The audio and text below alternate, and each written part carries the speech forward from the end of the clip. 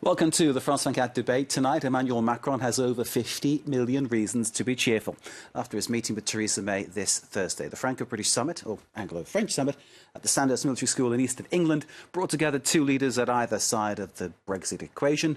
And the British press have gone predictably wild. Emmanuel Macron's demands for extra cash to run and secure the border in Calais, leading to calls and claims of "le stitch up" from the right-wing Daily Mail. Well, they would say that, wouldn't they? The paper's stance overtly anti-EU, though some people who are as old as me might remember back in the 1970s they led calls for the UK to actually join the European club. How times change, eh? Well, the bottom line is this. The UK is to pay up to an extra €50 million for its part in the continuing commitment to having the border at Calais. Will the loan of the Bayer Tapestry ease that pain? Well, I thought before we plunge into our debate, a recent poll put it at 46% to 43% of Brits surveyed who would now remain in the EU. Food for thought indeed. Our guests to discuss the outcome of the Macron-May tête-à-tête and the Brexit road ahead are Bruno Bernard, political affairs consultant, member of Les Républicains. Thank you, sir, for being with us. Great to see you. Alexis Poulain is a co-founder of Le Monde Moderne. Alexis, great to see you too. Steve Keen joins us from Amsterdam, professor at the University College of London, and also economics expert, author of the book Debunking Economics. And joining us by satellite from London is Tom White, a political consultant of Global Counsel. Tom, thank you for being with us. Let's start the debate here in the studio. Also joined by our own Douglas Herbert. Sorry to leave you out there, sir. You weren't on my little list, and I forgot to mention you. But how could I forget your presence, sir? No snub intended, Mark. Great to see you. Let's bring in Bruno first to sort of get a perspective from the French side of things, and of course the right side of things in France. What were you looking for? The right side is the right word. What were you looking for from this Macron-May summit? Maybe a new start of Franco-British relationships, because we haven't heard, except from the traditional jibes about Brexit, we haven't heard Macron talk about the relationship, the need for a special relationship between France and the UK, especially when it comes to defence, immigration, and hopefully a restart of those relationships who worked quite well under Nicolas Sarkozy, but completely disappeared under François Hollande. Indeed. It's one of these things, Doug and I, we were talking earlier, it's hard to have this conversation and not mention Brexit. So let's just say that we're going to do that anyway. Alexi, from your perspective, obviously hearing now that Emmanuel Macron has possibly succeeded in getting these €50 million in his pocket, he's going to leave Sandhurst like this. You know, obviously it's a massive commitment, isn't it? It is, but I think there's a massive commitment from the French as well not to leave the Brits in distress if Brexit would happen. I mean, there was this call of saying whatever is the choice of the UK, we'll be happy of the choice, but if you want to stay, you're fine, you can stay. And I think there's also very important that the collaboration that's been going on for ages on intelligence and defence is keeping on, because there wouldn't be a Europe of defence if there wouldn't be a UK-French relationship that is working. So I think it's very important that whatever happens, the people talk at military levels, intelligence level, and that the work keeps going, whoever is in charge on both sides of the channel. Alexis Poulain, measured and diplomatic as ever. Thank you very much indeed. Let's bring in by... I'm sure that will emerge. Let's bring in by satellite from London, Tom White, who is from Global Counsel. Tom, I hope you can hear us. You're very welcome here. You are far away, but feel free to jump in whenever you like to. Tom, at that point, I'm told that Emmanuel Macron is about to speak. We'll come back to you after we've heard from Mr. Macron and Mrs. May. United Kingdom as President. You here today for your first visit to the UK as President. And there can be no more fitting venue than Sandhurst for these talks. For we are gathered here at one institution to celebrate and strengthen another, the enduring alliance between the United Kingdom and France. Ours is a uniquely close relationship between two of the world's oldest and greatest democracies. We meet in the year that marks a century since the end of the First World War, when our troops fought side by side in defence of our shared belief in freedom and resistance against aggression. And we have been clear again today that as global, outward-looking nations, we remain committed to defending our people and upholding our values as liberal democracies in the face of any threat, whether at home or abroad. But our relationship has always gone far beyond defence and security. Hundreds of thousands of British citizens live in France, and a similar number of French nationals have made the UK their home. And today we have agreed ways in which we can build on these ties for the benefit of all our citizens. While this summit takes place as the UK prepares to leave the EU, we are and will remain a steadfast partner to our friends and allies. And a strong and deep relationship between the United Kingdom and France remains in both our interests. The President and I agree on the importance of the UK-France relationship, not just to our security, but to European security. We are the only European countries who are permanent members of the UN Security Council, as well as members of the G7, G20 and NATO. And we are Europe's two foremost military powers. It is incumbent upon us to demonstrate leadership in meeting the great challenges of our time and upholding the international rules-based system. We've agreed that UK-France cooperation remains critical to European defence, and that together we will continue to play a full role to improve the security of the continent. And today we can confirm that the UK-France Combined Joint Expeditionary Force will be ready to deploy up to 10,000 troops quickly and effectively to face any threat by 2020. The shared interests of the UK and France, and indeed Europe itself, extend far beyond our immediate borders. Africa's security and prosperity is vitally important to us all. In recent years, the UK and France worked side by side to combat the global threat posed by the Ebola epidemic. And today I can announce that in the same spirit of cooperation, we will step up our efforts in the Sahel to prevent Islamist extremism, breeding instability and insecurity, fueling the migration crisis. The UK will deploy 3 UK Chinook helicopters and their crews to the Sahel, and we will continue the support we offer through our heavy lift transport aircraft, increasing the ability of French troops to manoeuvre effectively in their battle against extremists. During our discussions today, the UK and France have also agreed to work together to ensure EU-African Peace Facility funding for AMISOM in Somalia as part of a comprehensive approach on the continent. Closer to home, we will stand together in the face of Russian aggression in Eastern Europe, where France has agreed to commit troops to the UK-led NATO battle group in Estonia in 2019. This commitment will build on the successful joint deployment which we visited together last year. Since the last UK-France summit, we have seen appalling and cowardly terrorist attacks in both our countries, in which British and French citizens have died side by side. There is no circumstance in which we could envisage the vital interests of either the United Kingdom or France being threatened without the other one being affected. To tackle this shared threat, for the first time in history, all of the heads of UK and French intelligence agencies were brought together ahead of this summit in a single meeting, underlining our unique cooperation in this field. This afternoon, they briefed the President and me on the work they do together. It is clear that this cooperation is preventing loss of life on both sides of the Channel and around the world. And today we have discussed ways in which we can increase and enhance our collaboration to continue to keep our citizens safe. The UK and France share a belief in a comprehensive approach to mass migration, and as our efforts in the Sahel and across Africa demonstrate, we will work together to address the instability which fuels it. President Macron and I have both confirmed that the UK and France remain committed to the principles of the long-standing Le Touquet Agreement, under which the UK is able to carry out full border checks on French soil.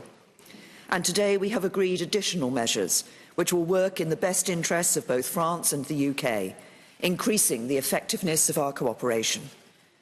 We will reinforce the security infrastructure with extra CCTV, fencing and infrared technology at Calais and other border points. In 2016, more than 56,000 attempts by clandestines to cross the Channel were stopped at the UK's juxtaposed border controls.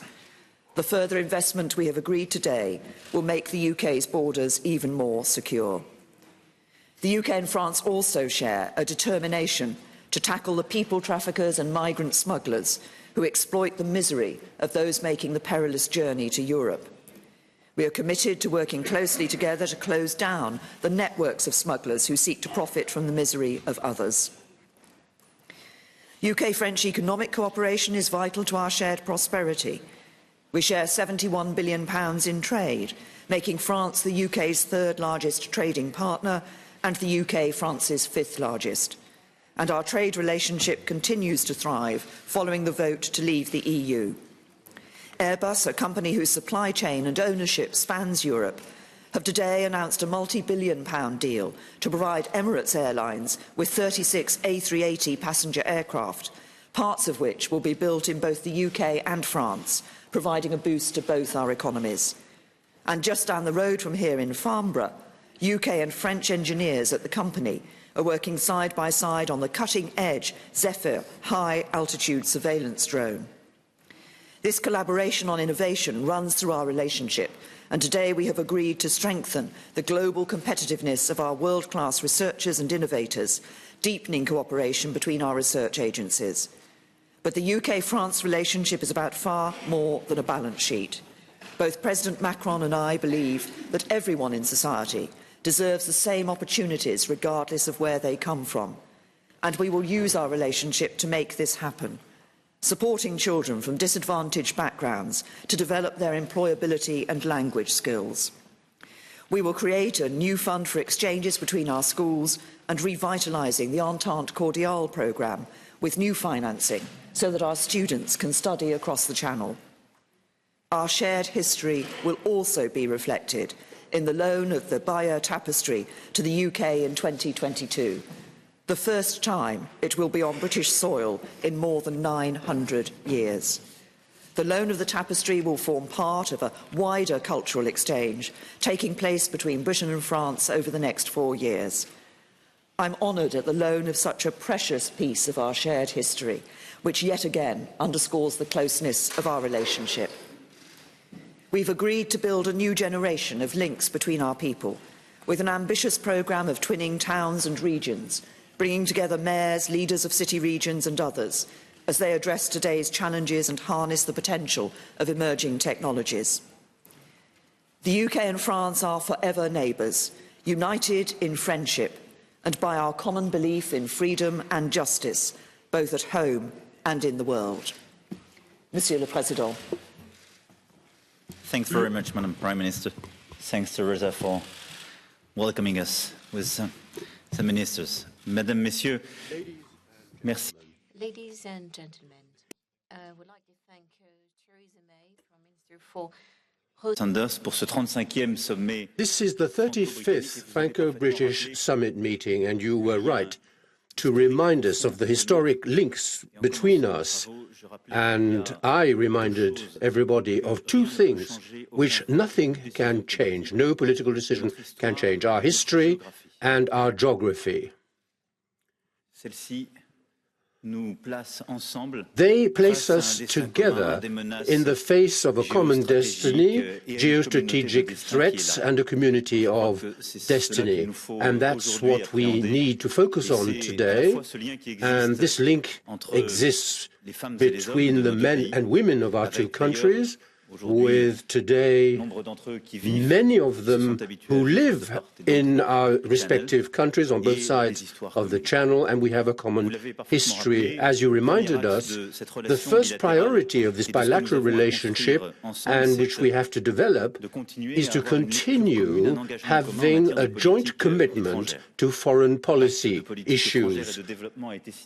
We signed an agreement today which will plan for regular meetings, ongoing consultations on major issues, Iran, Syria, the Sahel.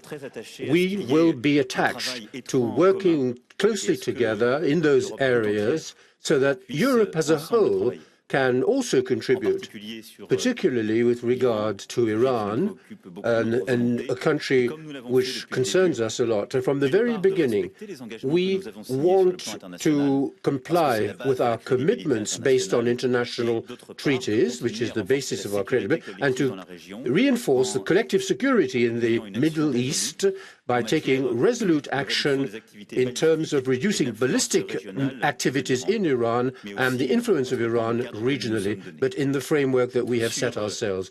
Regarding Africa and the Sahel, we have made some big decisions today on the military front, but your cooperation, I appreciate, with us in Bamako on the Sahel is consistent with our strategy, which is to have joint action to implement in major issues, notably in Africa, a development policy, a joint development policy, and which will favor joint goals in terms of education, notably the education of young women, and in the field of healthcare and in the fighting against global warming. This investment, which has been decided on today in the Alliance for the Sahel, is an important decision. Then, in terms of the convergence of our views on foreign policy, these joint views and interests, we have given ourselves the resources of focusing on defense and strategic issues. This is the meaning of our relationship with the Lancaster House agreements of 2010, which have not been called into question by the British decision to leave the European Union. We reminded you of this, and we will continue to respect the content of the Lancaster agreements. We have a unique defense relationship, which is one of the factors of our joint credibility in many theaters of operation, and which show the excellent dynamics, operational dynamics between us. We know how to act quickly and powerfully when we have decided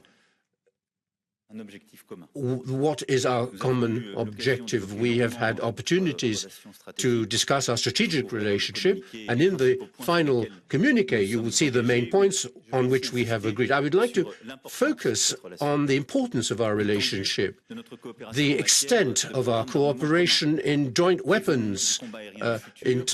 With regard to air fighters, we have top technologies for combat drones. The Minister of Defense will complete the programming of these drones by next spring, the fighting against submarine threats, and the development of new generations of missiles, which will make Medea one of the leaders internationally. All these projects have been confirmed with a program which will make them fully operational. Our cooperation in the military field is not limited to developing our capabilities. It's also based on operational cooperation.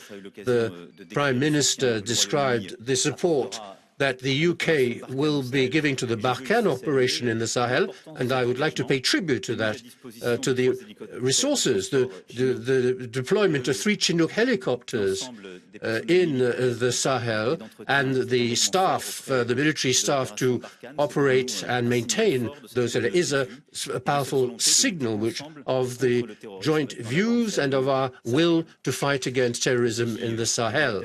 It's genuine support, and we expected it and are pleased to have confirmation. Last September, we were together in Estonia. We visited our troops, the British and French troops deployed in Estonia, a few kilometers from Tallinn under the British commandment, as part of NATO's advanced deployment. I have decided to deploy another French military detachment in Estonia as part of the British presence there. This will deepen the interoperability of our respective armies, and it shows our joint commitment to defending that country, which is close to our heart, and that region as well. We also discussed the Europe of defense with the launch of permanent cooperation and the establishment of the European Defence Fund.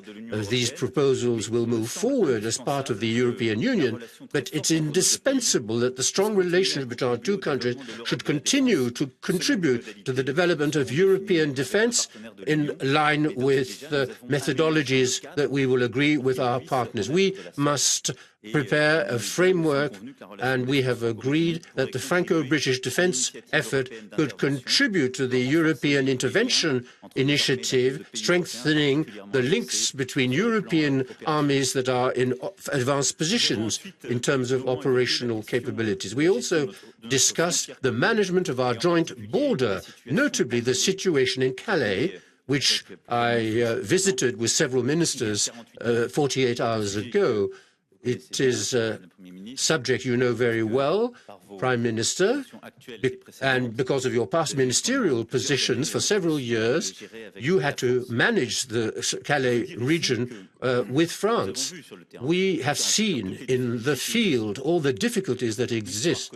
We know the history of the region, and a lot has been done with the dismantling of the jungle. But today there are a number of inadequacies. The people of Calais are not in a satisfactory situation, and that's why, and I thank you, we have signed today, the Home Secretaries of our respective countries have signed a new treaty, the Sandhurst Treaty, which will make it possible to improve the management of this joint border. It's the first time for 15 years that we have signed a joint treaty on that issue. And this treaty will enable us, as you have reminded us, to improve cooperation on a technical level, on an operational level, for managing the joint border, to improve the work we are doing with the transit states and the source countries to prevent movements of population, and more broadly will enable us to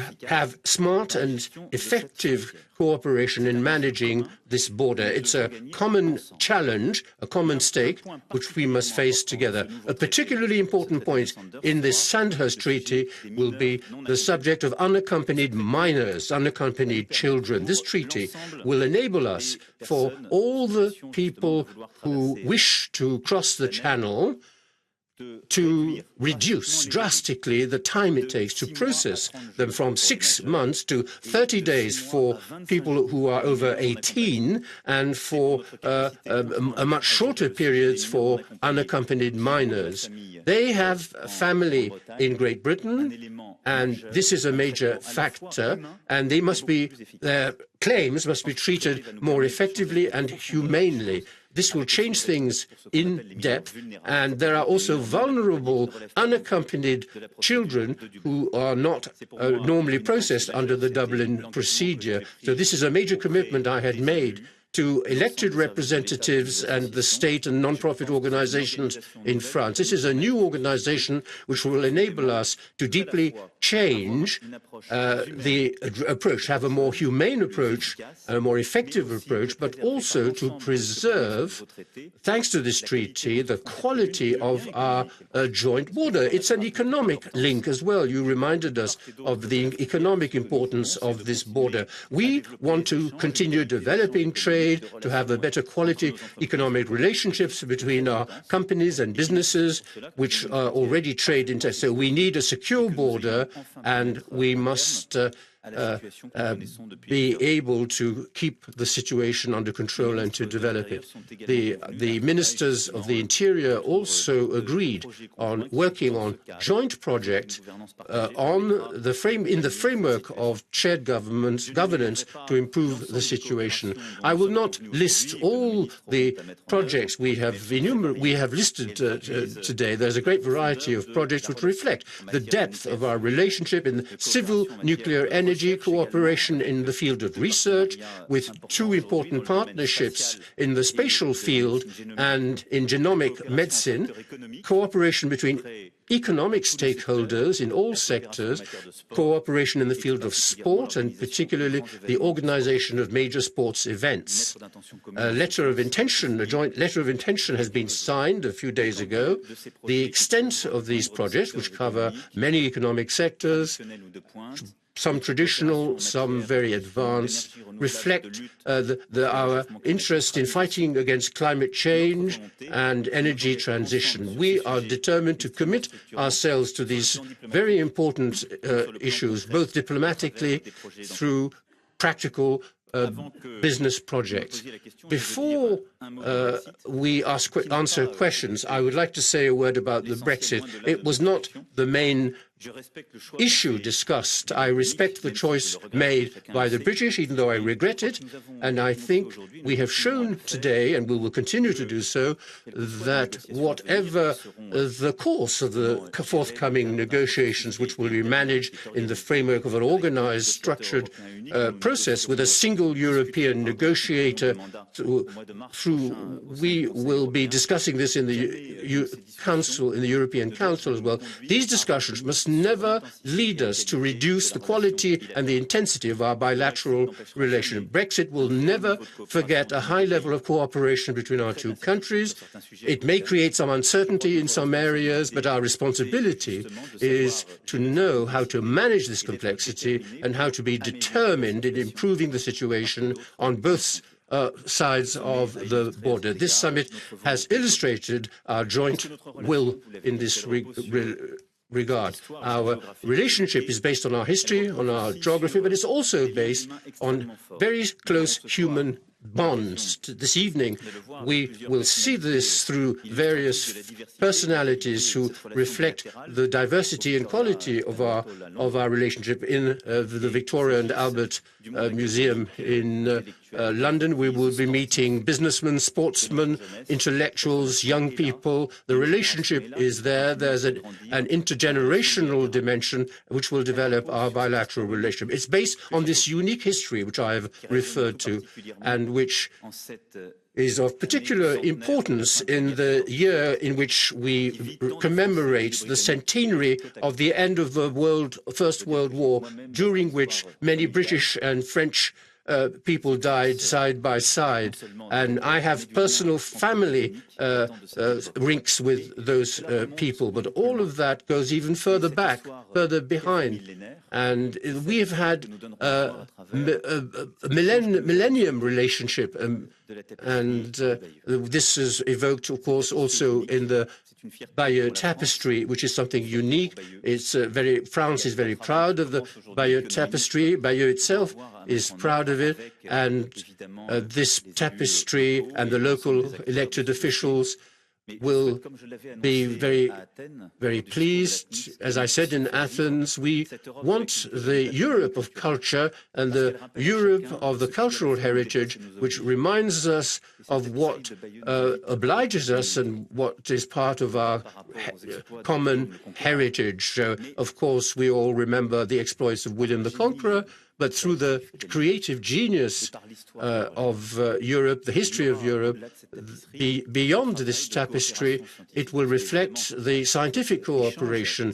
This loan of the Bayeux tapestry will be subject to very strict technical conditions, because this is a very fragile piece of art. It has never, over 1,000 years, it has never left France, but it is a symbol of the link between our countries, and I hope it will open up a new chapter of cooperation in the fields of science and culture, which will enable us to exchange more works of art between us, for all our fellow citizens to share our joint history, and for our contemporary artists to continue permanent intellectual and creative exchanges, contributing to developing the imagination of our peoples, our joint peoples whose imagination is limitless and boundless.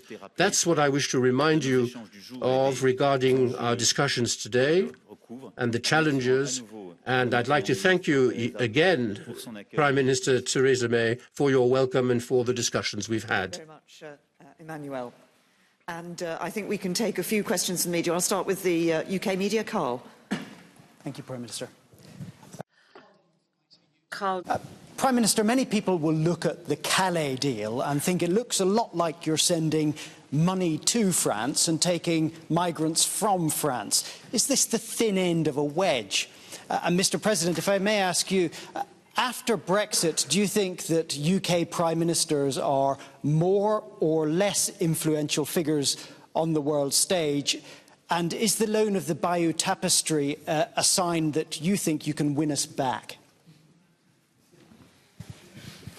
Well, shall I start with the first question that you asked, Carl? No, what we are doing is working with the French authorities and providing support to ensure that we enhance the security of our border.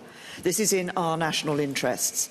I think it's also in the interests of France to ensure that we have as secure a border as possible at Calais and other ports. So this is about ensuring that we protect our national interests and ensure we have that much more secure border. But as you've heard, there is a question, and this is an issue that when I was Home Secretary I discussed with the former Interior Minister about the unaccompanied minors. We have, over time, taken a number of those unaccompanied minors. We need to ensure that for those who have family reunification in the UK, the process is as smooth as possible to recognise that. And that's what we have agreed, some new ways of working together. But we've also agreed to look at how we can provide support to France in ensuring that we reduce the numbers of migrants trying to come through to Calais and through to the UK. That means us working upstream, it means us working together in Africa, as we will be, and working in a number of ways, including breaking the smuggling rings, the migrant smugglers, the human traffickers, who are making money out of human misery. So this is in our interests. I believe it's also in the interests of France. Regarding your first question, it's not for me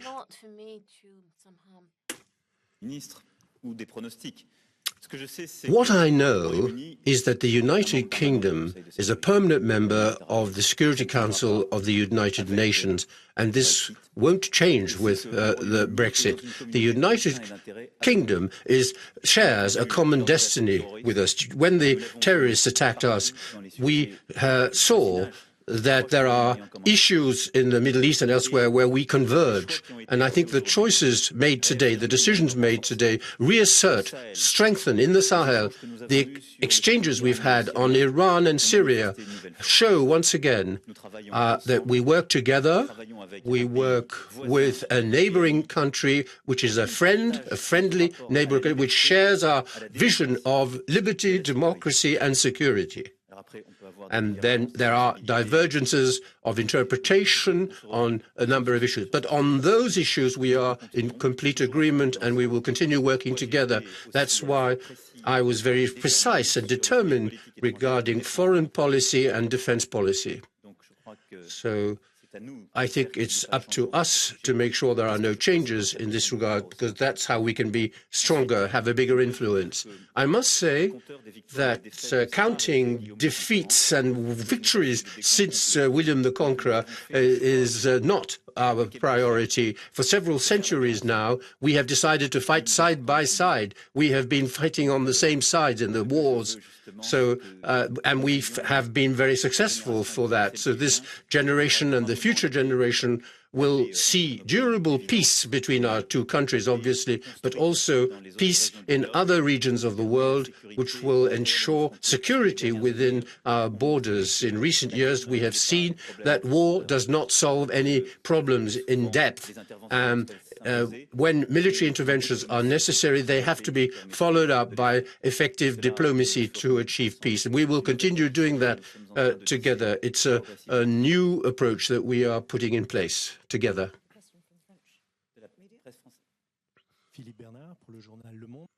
Prime Minister, we understand that the question and answer session and bring in our guests to talk about the words of Theresa May and Emmanuel Macron. And I will start with Tom White, is joining us from satellite in London. Tom, just to check that you heard what was going on, but also to get your feeling on what Theresa May had to say. Will the good things that she'll want to stress about this summit, will they outweigh that fact that Britain will be paying €50 million extra to France for Calais? Well, yes, thank you. I could hear the press conference. I think that Theresa May will be very happy with how things went today. It's a summit that came at a good time for her. She was having a difficult time domestically with some bad economic news of the last week. And always for a Prime Minister, a summit is an opportunity to look prime ministerial. And of course, the agenda today also played to her strengths from her experience in defence and counter-terrorism and other forms of bilateral cooperation. And I think that she made a good job of defending the extra investment in the border. It is, of course, a great value to Britain that it's able to police the border on French soil, and she would have been relieved that some of the earlier speculation, slightly fueled by President Macron during his campaign, that the agreement could be rescinded of maintaining the border at Calais has gone away, and that it's simply been a case of reforming it and amending it. She will also have been quite pleased, I think, with the President's reference to the economic border in Calais. And, of course, as you know, the UK's decision to leave the customs union has been offset in some of the UK's narrative by saying that investment in technology will help boost trade in future. And the President himself made that link.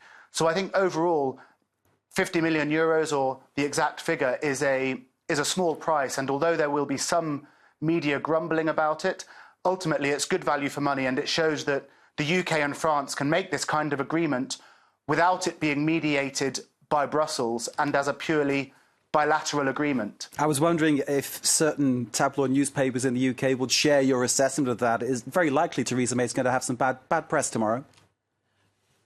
She will, and it will perhaps be 24 hours or 48 hours. But her bigger objective is to show that she can stand side by side with a charismatic, future-looking leader like President Macron and deliver a clear case for Britain's national interest. And I think she secured that today. And of course, there will be a lot of scrutiny of the detail, perhaps more actually on this question of family reunification for refugees than on the money itself.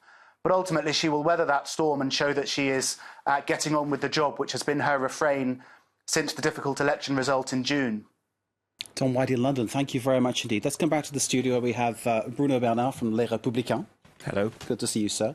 On the other side of the studio, Alexis Poulain from Le Monde Moderne and Douglas Herbert, our international affairs commentator. What we saw and heard here, I mean, are you taking more positives from this, Alexis, than negatives? Yeah, I mean, it's very positive in the sense that there's a human solution to Calais. I mean, you pay the money, you secure, there's less death because the migrants are trying to get on the trucks and pass. And there's a look about this younger migrants saying that you need to go fast and reunite the family. So I think it's good. It should be more. It should have happened way before. And it's not about the money or the reunification. It's not going to be millions of people coming through Calais to the UK. So it shows that it's important to think ahead and make sure that Calais is not, I mean, it's been forever a problem. And Macron was at the beginning of the week in Calais, where he had a speech in front of the police forces and said that this will never happen again. And he also wants to work with the associations. So all this is a sort of having a global vision of the issue, and the UK wants to join in. And I think it's a good news. Bruno? Yeah, it's good news. I mean, I still can't help thinking about Macron during his campaign, saying how tough it's going to be with the UK and how we would renegotiate the 2K agreement. He's got 50 million euros out of the UK. Yeah, but that's not a renegotiation. That's a good deal. That's a good deal for him, but that's a good deal for the UK as well. I mean, exporting its border to your neighbouring country, that's pretty good. At no cost. That's pure genius, I mean, to me. To a cost, of course, but it's 50 million. No, it's nothing. It's nothing for, transporting your problems to another country's territory. And that problem, of course, is the migrants who are stuck at Calais with nowhere to go. That's the issue, isn't it? Yeah, that's the issue. But I think that's why there is a plan, and the grand plan is being tougher in France, going faster with the processing of the papers, and making sure that those who have to go to the UK go to the UK faster. And that's a good deal. But then what do you do with those who don't? You know, well, that's the eternal question, isn't it? I mean, it's been going on for 15 years, and nothing has happened. But that's why we got the European Union. That's why we got like a policy border that we share. At which 27. Is not working. It's not working, but on the table that should work, and that's why we shouldn't be shocked that borders are actually not there, but they are a wider issue. And before they come to Calais, the migrants go through a lot of countries, and Europe hasn't been good at accepting them. No, well, they stop at Calais because they want to... And the good news on that, of course, Emmanuel Macron saying that Brexit won't interfere with the cooperation between France and Britain, which maybe begs the question why they're leaving the EU at all. Douglas? I was just going to say, listening to the whole Calais talk here, I did an interesting interview the other day with the head of the International Organization for Migration, William Lacey Swing, and his main point, he's been saying all along, is he wants to change the entire conversation about migration. He looks at leaders like this, and I suspect if he were to see this conversation today, this press conference, he would see too much. Well, I won't speak for him. I'll speak for myself, my interpretation of what he said. Once again, what we see, you could quibble about the numbers and who got the better deal and who's taking the migrants and who's getting the money. The broader question is that we're still... and when I say we, the UK and France are talking about the entire issue still in terms of a heavy emphasis, almost exclusive emphasis on security. What did we hear? We heard about more CCTV cameras for surveillance. We heard about more border fencing. We're hearing about more money for new detection technologies. Everything is sort of an offensive anti-migrant sort of measure. And the bottom line, if you really want to sum up what they were talking about today, is no, who could get as few migrants as possible? France wants them off its territory. England wants to ensure, while yes, agreeing to take in unaccompanied minors and some others for family regrouping, wants to take in as few as possible. It's a race to the bottom, in a sense, to see who could get rid of as many migrants as possible and come away with as few migrants as possible. And the UK already takes fewer than France. France takes fewer than Italy. Italy takes fewer than Germany. Mark, they were supposed to take 3,000 under an agreement back in May of 2016, I believe, of these unaccompanied minors. And we just heard that they've only really taken a fraction of that, I think a couple of hundred. And we're talking kids, which is obviously shocking, You already know that taking in more migrants has a political cost. I mean, you should ask Angela Merkel and what happened in Germany. So it's something that political leaders want to, think it through very thoroughly, because it's a real danger for them and for the whole country. Let me bring in Steve Keane, who's joined us from Amsterdam. Steve, I hope you can hear us. I hope you managed to keep across what was being said. I hope also you're not affected by the bad weather where you are and you're safe. Thank you for joining us, sir. What were your feelings about the economic side of all this? Obviously, economics being your field. Well, in both economies were suffered a credit crunch back in 2008 that neither political party has recognised as the cause of their dilemma. And, of course, France, I think, has been amplified by being in the euro and the pressure on its budget deficits, which is unjustified. So I think in this case, to me, they're basically talking quite right past the issues that actually dominate both their economies. What should they be talking about, Steve? They should be talking about reducing the level of private debt. That doesn't even get into the conversation whatsoever, so I know it sounds totally left field. But when you take a good look at the economies and what happened with their downturn, they're both caused by a collapse in credit in the UK in particular, less so in France. But I think France is actually heading into a credit crunch in the next 1 or 2 years, which has been completely ignored by the political class and by the economic advisors they listen to. So the driver in the UK, what is it, the housing problem? That was partly the housing problem. Most of that lending, of course, drove the housing bubble up. But this is the basic cause of the financial crisis back in 2008 was the same across the globe, too much private debt, by feeling speculative bubbles which burst in the UK's case. France has not had a burst yet, and it's had a continuing housing bubble as a result of that, but I think it will have one, and its burst will occur in the next 1 or 2 years. So to me, all the discussions the politicians have are interesting frippery on the sidelines of what's actually driving their economies. Do you get at least a smile out of the Airbus deal? Oh, I do that. Steve Keane, thank you very much indeed. Coming back to the studio, we have Bruno Bernard from Les Républicains, Alexis Poulain from Le Monde Mondial, and our own Douglas Herbert. The issue there about business, obviously, there is a lot of exchange, a lot of things bought and sold between the UK, between France, and clearly that was an area where they were both very comfortable, May and Macron. Yeah, and it's and a lot of the chunk of the business is also the defense. So what they talk about is the toys. We give the helicopters, the soldiers go to Estonia, defense more, and of course talk about the trade, how much we trade between the two countries. And you see now the UK preparing for Brexit, is frantically going around in the world and trying to get bilaterals to get the best deals. And Macron was in China last week. Boris Johnson was before him 2 weeks before. So we're just on the same trail. But France is in a better position because we are still in Europe. We got Macron is in a good position to actually put these ideas on the table. Look at what's happening in Germany. Merkel will not be in power until 2 months. So it's not a good timing to actually bargain even more. So the whole thing is saying it's been a long relationship we had.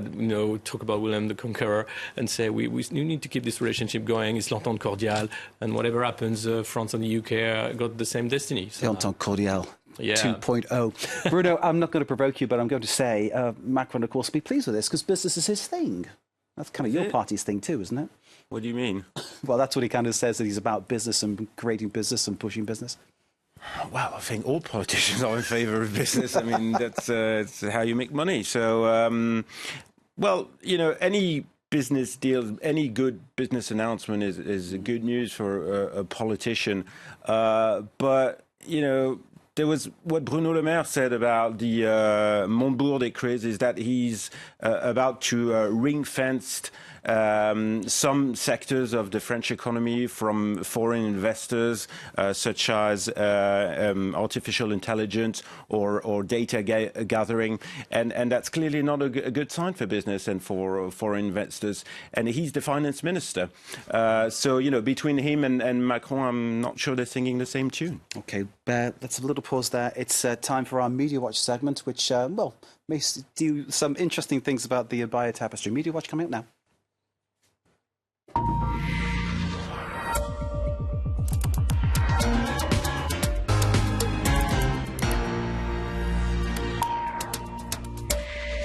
We welcome Emma James, who may have us in stitches, given this idea that the Abaya tapestry will be loaned out to the UK, of course. Nice and this pun. was something that, is going to happen the first time in 900 years, whatever. And it may, who knows, offset that one in the eye for Theresa May joke I tried to make earlier on. Or it might not. It's difficult to say, really. And it does depend where you look in terms of the attitude towards Macron's visit.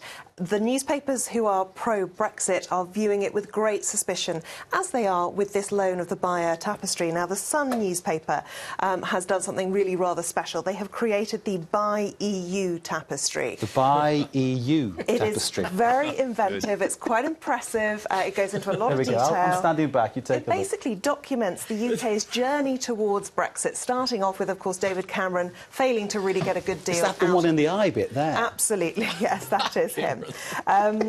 And it was something that the Sun graphics people knew might upset a few people. They say, we're quietly confident this will be met with the humour it was intended. Some people did like it, saying that if they were to sell it, it would do very well. It's Boris Johnson, though. Absolutely. The Boris Johnson who is referred to as a Boris de Mop in this particular thing. But this is the scene that's caused the most controversy because it's right at the end of the tapestry and it features Theresa, or Fair Theresa Victorious, as she's labelled here, standing over some decapitated bodies. Now, the bit that precedes it has images of Angela Merkel, Emmanuel Macron and Jean-Claude Juncker.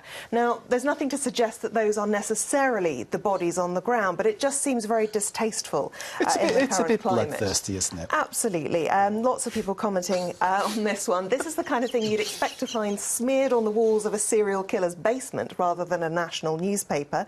And this one says, so now you want our heads. This hate-stirring must stop. And this Twitter user says, it literally illustrates all that is wrong with our dumbed-down tabloid society. They're going to hate the tapestry over there. It's all about blood and people getting killed. Well, absolutely. So you could say that this is very in keeping with the original. And the other little controversy is the appearance of the Queen. Better off out, says the sign over her castle. And, of course, people pointing out that she has complained before when the Sun has claimed that she is backing Brexit and anti-EU. Because the Sun doesn't talk to the Queen. We know that. We need to leave it there. Thank you to you. Thanks to all our guests, and thanks to our guest Afar as well. Most of all, thanks to you for watching this France 24 debate. Stay with us. More to come here on France 24.